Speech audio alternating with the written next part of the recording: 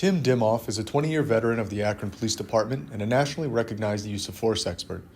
He reviewed the video of the Firestone CLC incident with Signal Akron, pointing out what went wrong and how things could have been handled differently. This is the student here, right? In the yellow sweatpants?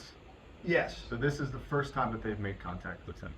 Well, when they came forward, they automatically will sit back, stand back, but once somebody comes through the detectors, and if they set something off, then the officers, you'll see them move up into the lane because they don't want the student to get past the lane. Where they turn him around? Yeah, here he made a soft contact with him back in the lane, and he didn't stop. The student probably knew what was going on, knew that something went off or that he's doing something improper, and he's going to continue to move.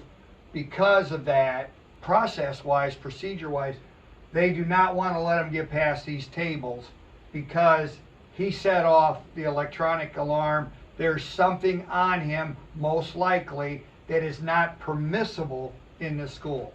It appears that he set the alarm off again, and the officer says, go back through again. So now we got a third or fourth time. Now the student is moving faster. As you can see, the officers are talking to him, but the student now is going to go past the officers, attempts to go past them, and the student is in total violation of the officer's instructions. At this point, I'm curious, what other sort of different tactics are there? Instead of continuing to send him through, what other options did they have at their disposal? Well, other options that they do have is they could say to him, okay, step over here towards a table, empty your pockets, and then we're going to pat you down. And at this point, they're clearly starting to struggle. At this point, this student is not listening to them, is struggling to physically get by him, and I would say he's probably pretty frustrated that they're not letting him through. They're frustrated that he's not listening to their instructions and following the security guidelines. This student is definitely violating the guidelines. These officers are frustrated, and now it's escalating to a little more physical. And they now, it appears, are looking to get physical control of him one way or another, either get him to empty his pockets or they're going to grab him and they're going to search him. Sure.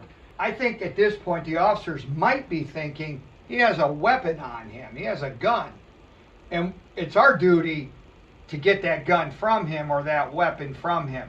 This seems like a critical point. This officer falls to the ground. Yeah, when you're physically handling a student and you have two officers handling them, and now we have an officer who falls down. Now, an officer doesn't fall down if the resistance decreases.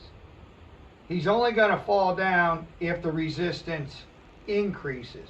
The officer just threw 3 punches. Is that warranted? For a student situation like this, yes, there's resistance by the student. Yes, they need to take him down. Yes, they probably need to handcuff him and arrest him because he's been quite aggressive, quite resistive. But a close fist punch to the head is only warranted in a very slim number of situations.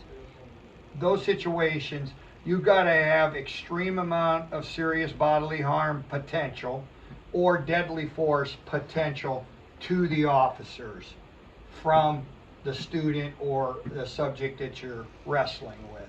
They did not have that. In this video, it clearly, the officer was not in danger of serious bodily injury or death by the student's aggression.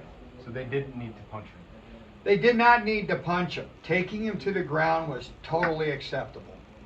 Did anything stand out to you about the actual detention that the officers did, the arrest policies or practices? I think really this comes down to, what is the protocol and the permissible procedure when you get resistance. And it's back to the basic, what they call the use of force continuum, meaning your actions need to, to equal the aggression that is, coming at you, or one step higher to prevent it, stop it, and protect yourself as an officer. And once again, this student, resisted several times, tried to get around it, was aggressive, but none of the actions of that student really endangered any of the two officers.